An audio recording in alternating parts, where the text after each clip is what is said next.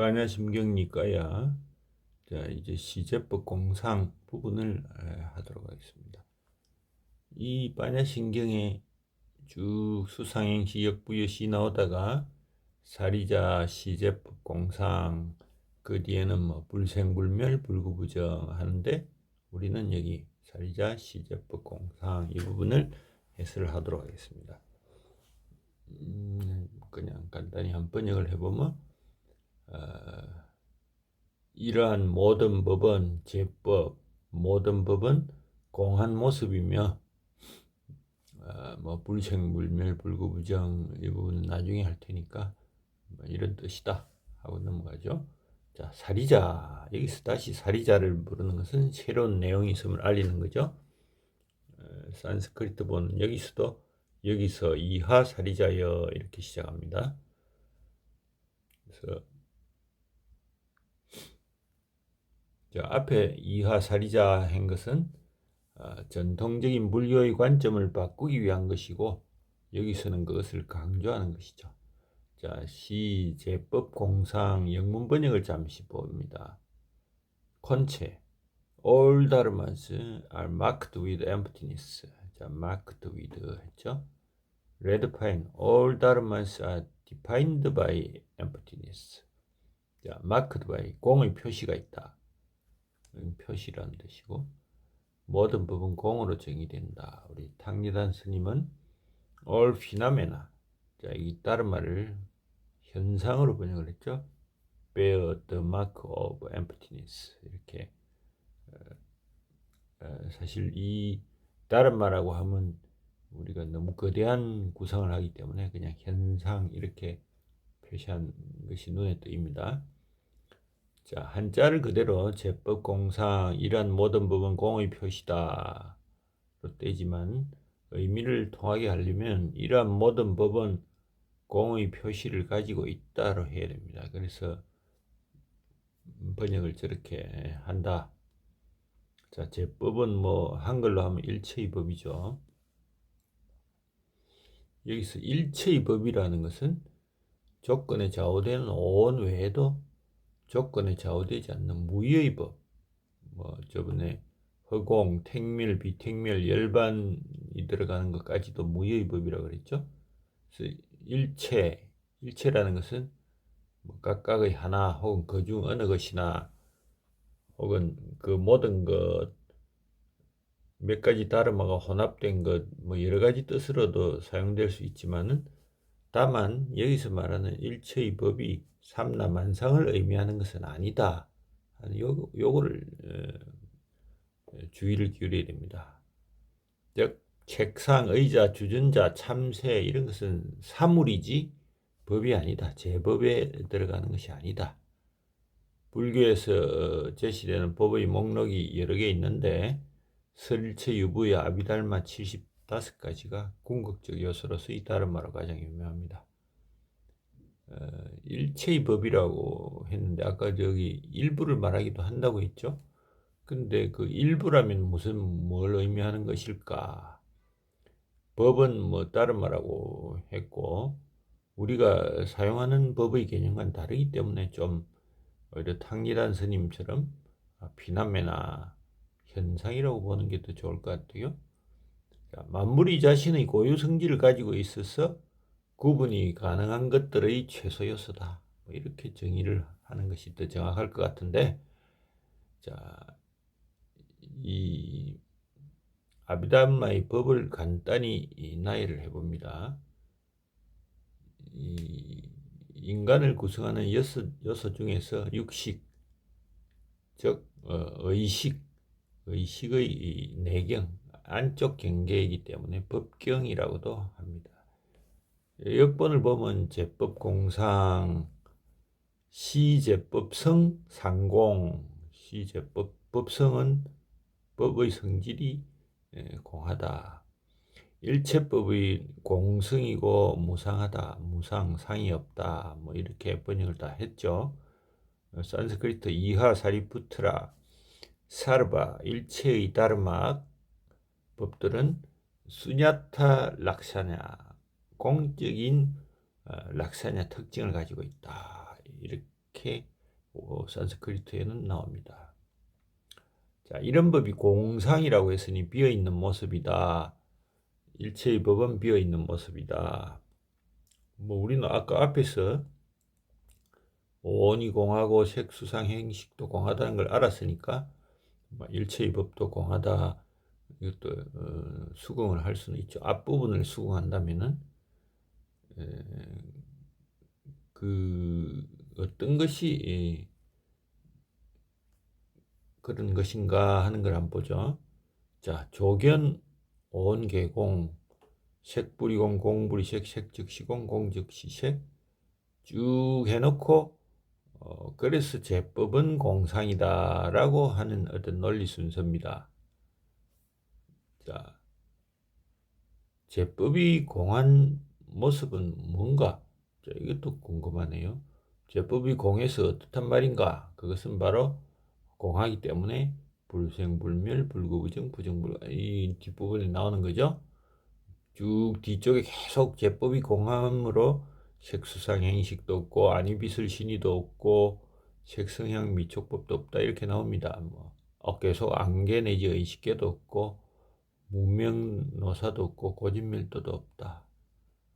자, 과연 제법이 공한지 한번 따져보자. 공하다는 게 일단 무슨 말이냐? 공을 두 가지로 본다고 했었는데 하나는 일체가 존재한다는 설일체 유부를 비난하기 위한 것이다. 즉 공이란 없다는 뜻으로 받아들이자. 또 하나는 의지나 인연을 통해서 존재할 수밖에 없기 때문에 자성이 없다. 그런 의미에서 공하다. 이런 즉 현상은 있으되 실체는 없다 하는 거죠. 자, 모든 것이 없다는 뜻으로 본다면은 비관적이면서 염세적인 느낌이 난다. 또 모든 것이 색성향 미촉법도 없고 끝까지 무라는 결론이 난다면은 논리적으로 문제도 없죠. 다만 그게 맞느냐 틀리냐의 문제가 아니고 이 반야신경의 논리내라면 그럴 경우 우리는 아무것도 건질 수가 없죠. 세상을 구성하는 기본 요소들이 자체 독립하여 존재하지 못하고 의존하여 존재한다 한다면은 본성이 없다는 뜻이죠. 그래서 고유 성질이 없다면 그걸 공으로 표현할 수 있다. 그래서 전반부인 이곳까지 오는 지속되지 않는다는 의미에서 무상하다는 반복을 계속하고 있습니다. 그래서 무상은 지속되지 않는다. 이것은 동적인 용어인데 이거를 그 지속이 멈춘 상태인 정적인 용어 공으로 할 용어를 사용을 했기 때문에 우리가 좀 문제성을 느끼죠. 앞에서도 이야기했지만 수냐타 이바 하고 수냐타 공이라는 거하고 비어 있다는 거하고 비어 있음 그 자체는 다르다. 내용이 비어 있다. 그리고 비어 있는 것이 마치 명사로 이렇게 사용될 때는 다른 것처럼 이 공도 정적인 용어를 말하는 것이다. 자, 처음 들어보면은 제법 공상하면 모든 가르침이 더덥다 이렇게 느낌을 받는데 사실은 그런 뜻이 아니다. 세상의 구성 요소로서의 법인 다름하다고 쓰기는 했지만 이거는 이 법은 우주의 구성 원리를 말하는 것이 아니다. 이 세상이라는 것은 우리 몸을 둘러싼 세상이다 하는 겁니다. 그래서 왜 앞에는 온이 공한 것으로 설명하고 여기는 추가해가지고 법이라고 했느냐? 이는 소승불교를 벗어나기 위한 대승불교의 논리적 몸부림이다. 이렇게도 볼 수 있습니다. 보통 금강경 번역을 하지만 반야신경은 번역을 잘 안 하는데 금강경은 소승에서 대승으로 넘어가는 도중의 철학이고 심원함이 있습니다. 근데 반야신경은 본격적인 대승불교인 반야사상을 담기 때문에 좀 독자적 해석이 많죠. 그래서 반야 중간학파를 합쳐서 언급하는 경우가 있는데 이 대승불교가 소승불교를 너무 폄훼하다가 도를 넘어서 그 가르침마저 잊을 지경에 이르렀다. 그래서 이런 반발로 대승불교 내에서도 유식학파가 새롭게 성립돼 가지고 고유 성질을 강조합니다. 자, 여기에 반야신경에서는 그런 고유 성질을 넘어서 모든 것이 공함을 주장한다. 그래서 이걸 강조하는데 우리가 어떻게 갈 것이냐, 어떻게 해석할 것이냐는 일단 반야신경의 액기스 섭취가 우선이고 나머지 주장들은 주장으로 알고 있는 것이 좋다 이렇게 보는 게 맞겠죠.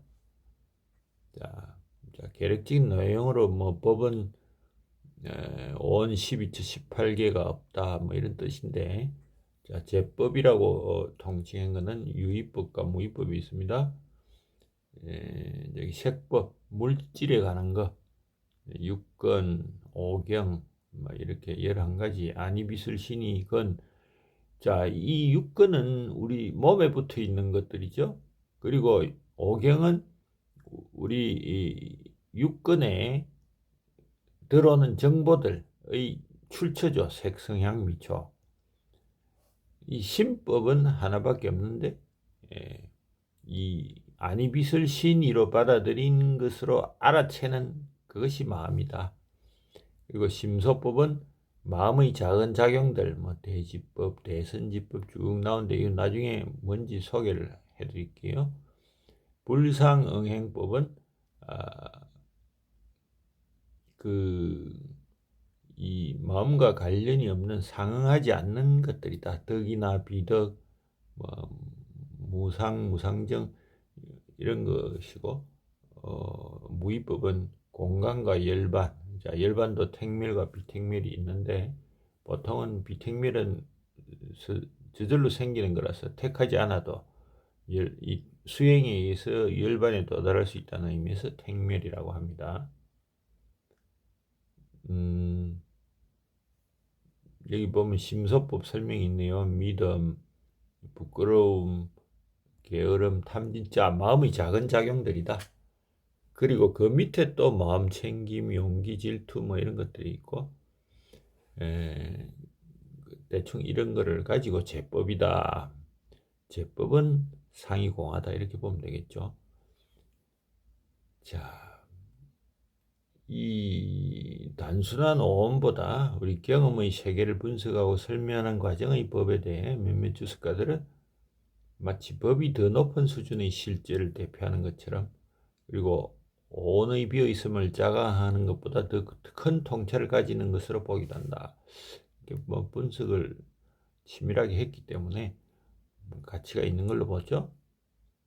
인도에서 사용되는 개념인 나와 법에 있어 법이란 것은 실체를 명칭화한 개념, 즉 대상 사물을 명칭으로 만들어 가지고 그 최소 단위를 찾아서 보는 것을 말한다. 이게 상당히 중요한 점입니다. 실체를 명칭한 개념, 언어적으로 해체해서 그 최소 단위를 찾아보는 것, 법이란 것은 중국에 들어와서는 이것이 나와 법의 관계를 주체와 객체의 관계로 봅니다. 이런 오해를 하겠는데 무슨 말이냐? 나는 주체고 그 사물은 객체다 이거죠. 그래서 그렇게 따지면 이거는 나이고 요것들은 법이다 이런 식으로 오해를 했다 이거죠. 우리가 받아들이는 감각에 따른 주체의 변화, 이것을 법이라고 인도에서 했는데, 그래서 법은 단순한 개념이나 명칭이 아니라 마치 실체를 지칭하는 것으로 착각을 하게 됐다. 그 착각에 의해서 뭐 아공법공, 나와 세계는 공이다, 뭐 아공법유 이런 말들을 뭐 써놨죠. 아와 법은 대응 개념이 아니죠. 지금 중국식으로 받아들인 아와 법 이런 식으로 받아들인 건 잘못된 거다. 적용 기준이 다를 뿐이다. 우리 몸에 나라는 것을 둘러싸고 내가 가지고 있던 뭐 육건, 육경 이런 것들을 통해서 생기는 그 속의 미묘한 작용들, 틱나단 스님처럼 현상들인데, 그걸 보게 됨으로써 나와 세계라고 본다. 이것이 분별론에 빠지게 되죠. 그래서 이걸 분석하려는 것도 분별론에 빠진다. 자, 설체 유배에서 제시했던 목록은 각각의 학파에 따라서 수정됩니다. 유일하게 공간과 열반이 온에서는 제외된다. 근데 반야신경에서는 제법으로 해가지고 모두 공으로 정의합니다. 다시 설일체 유부를 보면은 모든 법이 실제로 존재하고 시간의 과거, 미래, 현재를 법들이 횡단한다 했는데 그 속성이 공하다 이런 가르침은 친숙했는데 완전히 비어있다 이런 것은 인정을 하지 않죠. 그래서 이거는 근본적인 기질을 포함하여 시간을 통해 유지된다 이렇게 주장하고 있는데 반야신경은 모든 법은 자성의 질, 물질, 실체에 대해서 비었고 시간, 공간, 마음에서도 떨어졌고 실제를 알 수 있는 유일한 징표가 공이다. 그래서 모든 법은 표시가 있고 특징이 있고 구분이 가능한데 그것이 공이라는 표시다 하는 겁니다. 자, 이런 반야신경의 내용을 좀 알아놔야 된다. 역사를 알아놓으면 이해하는 데 도움이 됩니다.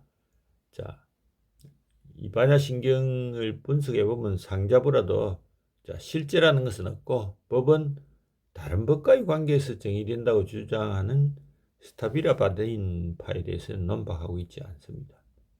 이 내용은 별로 반박할 필요가 없다 하는 거죠. 다시 말하지만 일체의 법이 공이라고 해서 세계가 우주가 만물이 공이라는 견해는 진의를 잘못한 것이다. 아공법공은 소문자 다른 말하는 거기에서만 적용되는 것이다. 따라서 대성의 공사상을 우주를 구성하는 원리로 파악하는 건 잘못된 거다. 이거를 끝없이 반복을 할 수밖에 없습니다. 아공이라는 뜻 속에는 내가 공이므로 나를 구성한다는 온갖 법들이 공은 당연하다. 그래서 이 5위 75법의 다르마의 경우에도 모든 것이 나의 육체와 마음에서 이루어지는 것이니 아공은 법이 공하다는 걸 전제하는 것이다. 그냥 법공이라고 용어를 쓰면은 이게 뭐 우주가 공하다는 의미가 되는 바람에 처음 아싸리 법이 공하다 이렇게 보는 거죠. 이 설일체 유부는 아공이라 하더라도 법은 실류이기 때문에 특별히 법이 공하다 이런 반박 주장이 반야신경에서 필요했죠. 여기까지 하고 다음 시간에는 이 부분을 하도록 하겠습니다.